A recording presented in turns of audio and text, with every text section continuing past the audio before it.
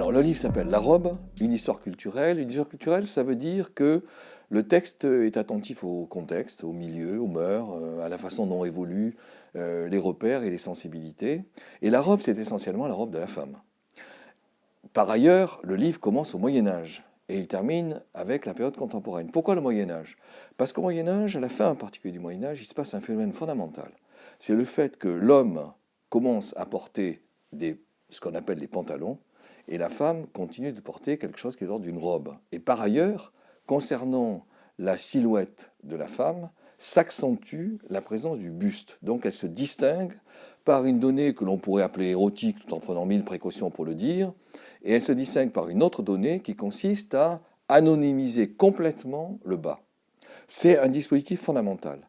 Quand je dis histoire culturelle, ce n'est pas vraiment une histoire des techniques et des modes, c'est plutôt une histoire des formes. C'est-à-dire comment se distribue, en gros, la manière dont le corps se présente. Et de ce point de vue, un certain nombre de changements fondamentaux sont repérables dans le temps. Le premier, c'est celui dont je viens de parler.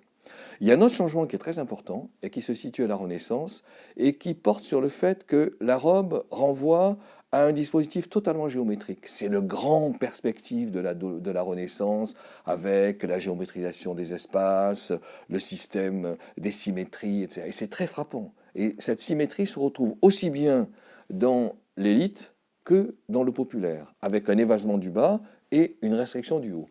Et puis, il y a ce que j'appellerais moi une troisième période, qui est tout aussi importante, peut-être plus, parce que là s'installe véritablement ce qui fait la différence fondamentale entre le profil féminin et le profil masculin. Qu'est-ce que c'est? C'est le fait que, au fond, la robe féminine devient véritablement un piédestal. Et c'est fondamental, pourquoi? Parce que le piédestal renvoie à quelque chose qui d'abord est de l'ordre de la forme, c'est-à-dire le bas qui supporte un haut qui est porté par un corset et qui je dirais, s'épanouit par un visage qui devient une sorte de fleur, premier point.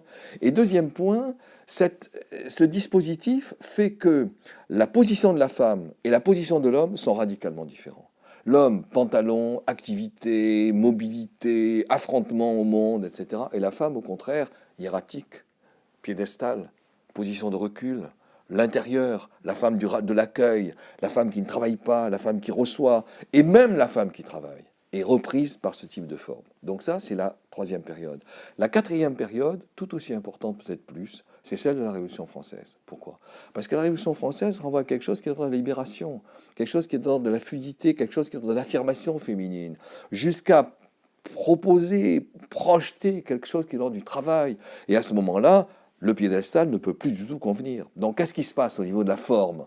Eh bien, tout tombe, tout s'installe à proximité de l'anatomie. Ça n'a pas été suffisamment vu à mes yeux. Et c'est un changement radical qui renvoie au contexte. Changement du statut de la femme, etc. Que se passe-t-il concernant le statut de la femme au moment de la Restauration, quelques décennies plus tard?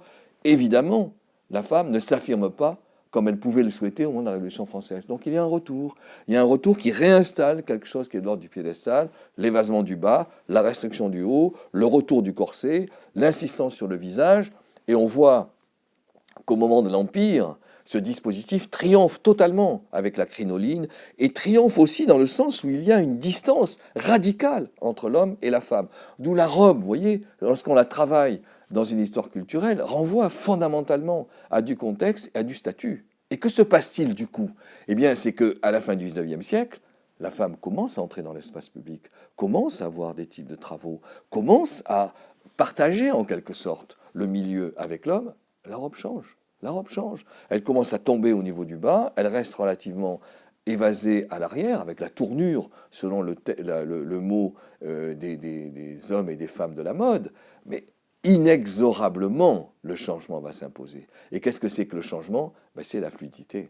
Avec début 20e, évidemment, le triomphe total au moment de la garçonne, un corps qui devient droit, qui devient élancé. Et ça, c'est une autre période, je dirais, la plus importante, parce que c'est celle qui sous-tend la façon dont nous existons aujourd'hui. Qu'est-ce que c'est, cette façon? C'est le fait que, alors que dans le temps, c'est l'artifice qui triomphe sur l'anatomie. Dans la modernité, dans notre modernité, c'est l'anatomie qui triomphe sur l'artifice. Pourquoi? Parce que l'anatomie, c'est précisément la façon dont nous évoluons dans l'espace, dont nous mobilisons notre mobilité, dont nous mobilisons notre mécanique.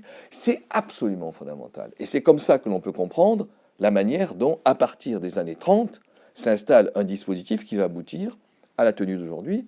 Laquelle est cette tenue aujourd'hui? Le pantalon, la disponibilité totale du corps, quelque chose qui est de l'ordre de l'assouplissement, si vous voulez, avec toutes les difficultés que ça comporte. Tout le monde ne peut pas y parvenir, tout le monde ne peut pas porter des pantalons serrés.